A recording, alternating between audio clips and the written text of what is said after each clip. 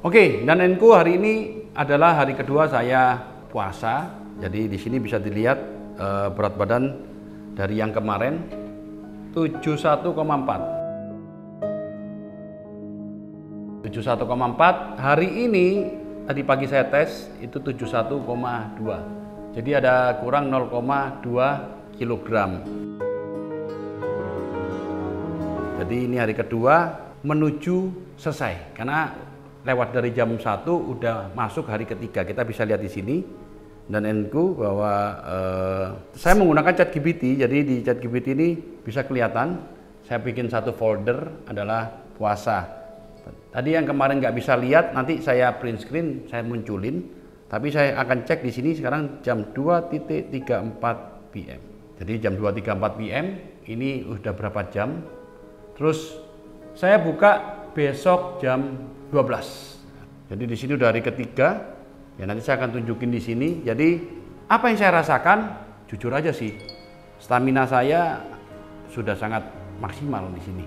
Jadi nggak tahu, rasanya kok nggak capek gitu. Jadi meeting serasa kuat, terus tidur bisa saya tunjukin di sini tidur saya malah meningkat dengan fasting, bukannya merosot tapi tidur hari ini saya 90 skor. Yang tertinggi bisa dilihat di sini ada tertinggi selama seminggu ini.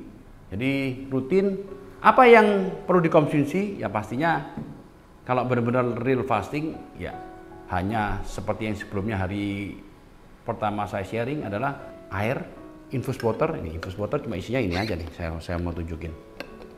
Nah, ini. Irisan lemon, daun pandan. Ya. Jadi teman-teman dan Enku kalau lagi nggak kuat minum aja hangat. Ini hangat ya, jangan konsumsi yang dingin. Kalau selama fasting pastikan itu adalah hangat kuyu-kuyu katanya gitu. Ini saya coba minum. Jadi kurang lebih itu. Setelah besok, saya nggak bikin konten lagi karena ini udah hari ketiga, ya kan? Pada waktu refit, apa sih yang dimakan? Nah, ini terbalik lagi temen aja. Kalau itu ada 2 refit, kalau puasa 3 hari, yang saya pelajari itu ada 2 refit. Refit pertama pada waktu jam 12, itu makanan yang harus Anda makan adalah makanan yang ringan. Dalam arti ringan tuh jangan sampai nanti lambung kita kaget. Yaitu yang saya konsumsi biasanya hanya kaldu ayam aja. Plus boleh sop bayam, ya kan, terus yang intinya air-airan aja gitu. Itu jam 12 saya refit, itu minumnya cuma kaldu, itu bolehlah yang rebus-rebusan misalnya tahu rebus atau tempe rebus, tapi jangan banyak-banyak. Kurang lebih total mungkin tahunya mungkin kurang lebih 50 gram, terus kaldu ya bolehlah air ya, terus bayam juga kurang lebih 50 gram. Itu di refit pertama. Tetap minumnya jangan yang manis supaya ketosisnya tetap berjalan. Terus kedua, setelah 1 jam apa yang perlu refit ya itu mulai itu makanan yang lumayan, yaitu kalau saya masih tetap karena saya ingin ketosis saya tetap berlanjut, jadi saya makanya nasi shirataki itu kurang lebih di 100 gram. Terus saya makan daging itu di 100 gram juga. Terus ya tahu-tahu 50 gram, ada apokat 50 gram, kurang lebih total seperti itu. Itu pada waktu saya di refit kedua. Refit ketiga, kalau kemarin saya puasa saya nggak pakai refit ketiga. Tapi kalau kalian mau refit ketiga itu boleh, kurang lebih di jam 3 jam setelahnya itu jam 6, ya toh. Dan kalau andaikan kalian kuat itu bisa langsung lanjut ke intermittent 16-8 itu bisa lanjut. Atau kalau mau ekstrim ya bisa lanjut lagi ke omat. Kalau kemarin saya ekstrim sih, saya lanjut ke omat. Tapi cita-cita saya sih 3 hari itu udah bisa saya lewatin. Tapi yang paling berat adalah 120 jam. Seperti saya sempat sharing di Instagram, 120 jam salah satu yang menurut saya sangat tantangan karena saya menyerah di 96 jam. Tapi suatu hari, suatu saat nanti saya akan coba untuk fasting di 120 jam sebagai tantangan terbaru. Mungkin manusia tidak makan ataupun hanya air itu bisa bertahan berapa lama? Nanti akan diinformasikan sama teman-teman biar cari itu. Kira-kira berapa lama sih manusia kalau tanpa minum, tanpa makan bisa bertahan? Yang tahu saya tuh ada orang yang terjebak di lautan tuh bertahan kurang lebih 30 hari. Tanpa makan, tanpa minum mungkin ya. Atau kalau minum doang untuk 30 hari. Tapi kalau saya jujur aja memang tidak ada konsultan gizi, tapi saya pelajarin sendiri. Tapi selama hari ini masih fine-fine aja. Justru kalau dari kemarin saya udah mulai pembentukan otot, ya kan, dengan fitness.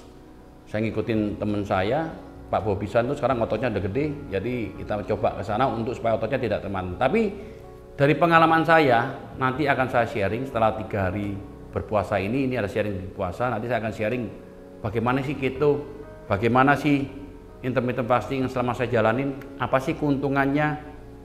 Tapi yang paling saya rasakan adalah keto. Nanti saya akan jelaskan secara detail keto itu seperti apa, gunanya apa. Tapi saya ingin tunjukkan sedikit terkait dengan keto. Jadi saya beli 1 strip untuk mengukur keto.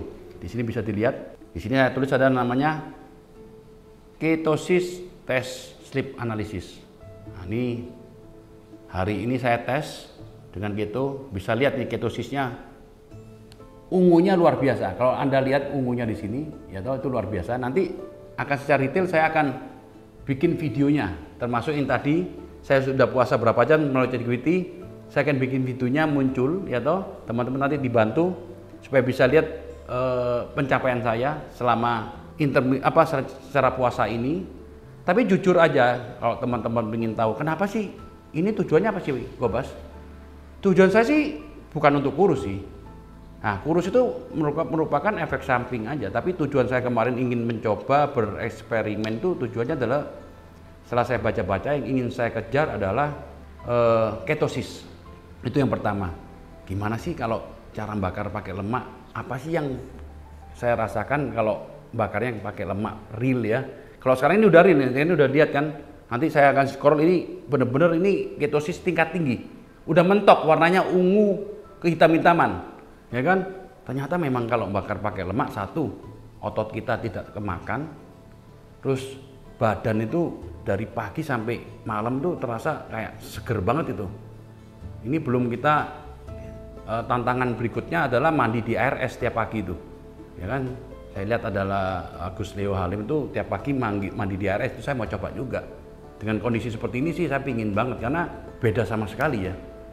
Terutama dalam sebulan ini saya coba tanpa sudah berhenti merokok, tanpa alkohol, kita lakukan keto, kita lakukan IF, itu rasanya energi nggak habis-habis.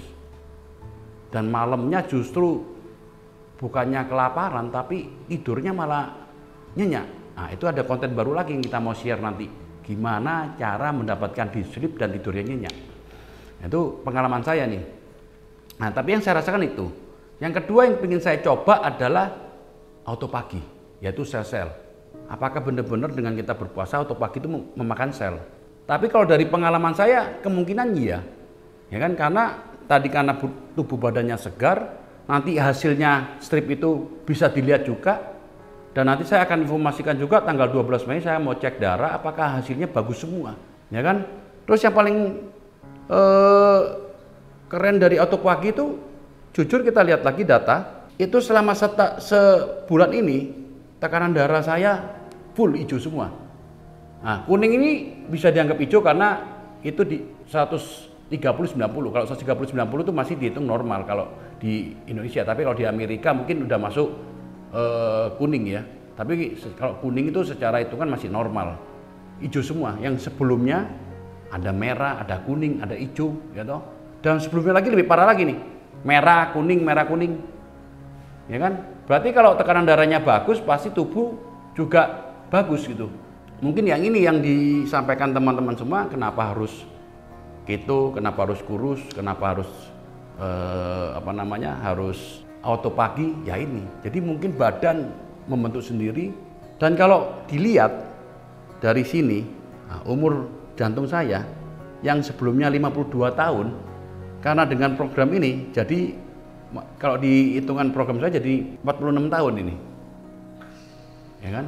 Padahal saya kurang lebih kemarin sempat di 49, 50 sempat, tapi sekarang turun di 46, ya kan? 47 berarti kan hemat 2 tahun, lumayan lah ya. Tapi kalau di tempat fitness itu nanti saya bisa tunjukkan, malah saya nanti saya tunjukin videonya, malah saya jadi 32 tahun. Ya mungkin itu hasil dari autopagi ya, karena sel-sel rusak dimakan. Jadi kalau teman-teman nggak tahu autopagi apa, silakan nanti di browsing. Itu apa? Mungkin karena itu. Jadi kelihatannya jadi semuanya sehat itu. Semuanya bergerak dalam ritmenya. Mungkin itu yang saya ingin sharing. Mungkin hasil dari nanti pada waktu buka saya akan video makanan apa yang saya makan di refeed pertama dan refeed kedua. Dan nanti ke depan saya akan sharing terkait dengan ketosis secara detail. Juga secara akhirnya apa itu intermittent, apalagi intermittent manfaatnya apa. Juga yang terakhir bagaimana mendapatkan deep sleep yang bagus dari pengalaman saya selama sebulan ini mempelajari apa aja yang perlu, apa aja yang tidak. Oke, itu aja dari saya dan untuk semuanya. Semoga bermanfaat dan salam fantastis. Kenaikannya 0,6 kilo ototnya. Iya. Nah, di mana kenaikannya? Di kaki, di tangan. Iya. Ya. Cuma di core-nya, di perutnya turun 0,10. Tapi kenaikan muscle-nya 0,6. Ini bagus. Oke, kembali ke fat. Fatnya 10,30, persentasenya adalah 14,6%. Oke, kalau laki-laki itu di bawah normal. Ini nih, Iya, normal. di bawah normal. Artinya fatnya sedikit. Ya, ini bagus. Kita lihat. Nih, fatnya turun 1,9 kilo. Penurunannya banyak sekali, Pak. Ya, paling banyak di Core. core. Oke. Tidak berubah. Ini turun. Ya, tapi paling banyak di perut. Oke, bagus ini, Pak. Perut. Ya, core-nya ya. Water. Ini jumlah airnya adalah 66,1 waternya. Itu sana 65 batasnya ya. Iya. Ya. Oke, berarti. Oke. Naik. Jumlah konsumsi airnya 2,10 kilo. Bagus. Next. Bone. Nggak ada perubahan. Leg muscle score, otot kakinya nambah 2. Artinya otot kakinya nambah bagus karena kita sering latih. Lihat. Dari sebelumnya adalah 97, sekarang 99. Lanjut, fat free mass, berat badan tanpa lemak. Naik 0,6 dari otot. Dari otot ini 0,6. Berarti ototnya naik. Ototnya naik sehingga fat free mass-nya jadi naik. Yeah. Oke, next. Visceral fat, lingkar perutnya tetap. Metabolic age, usia dalam tubuhnya 32 tahun sekarang, Pak. Sama. BMR, basal metabolic, pembakaran kalorinya sekarang adalah 58 kilokalori nambahnya. Oke. Artinya aktivitasnya nambah. BMI, body massa index, minus 0,4. Sebelumnya adalah 23,5. Berarti oke. Oke, makin bagus, makin sehat. Maksimal 25. Ya, kita ada di sini 23,1. Oke. Next. Basic score, perbandingan fat mass dan muscle mass. Oke, lihat kita ada di slim muscular. Fatnya 14,6. Muscle-nya 1. Kita lihat sebelumnya. Nih, fatnya 16,9. Artinya penurunan. Muscle-nya nggak berubah. Cuma nambah 0,6 tadi. Sehingga terlalu nggak banyak sedikit. Ini paling gede, Pak. Kita start awal 27. 16. 14. Makin jauh, berarti progresnya makin turun. Body tracks, ini kesimpulannya. Kakinya nambah bagus, waternya nambah, ototnya nambah. Oke, selebihnya BMR-nya juga nambah. Fisik nggak berubah, metabolisme nggak berubah, lalu visceral nggak berubah, lingkar perutnya. Artinya so far so good. Jadi intinya adalah berat badan kita udah turun adalah 1,3. Ini utama, dan fatnya 1,9.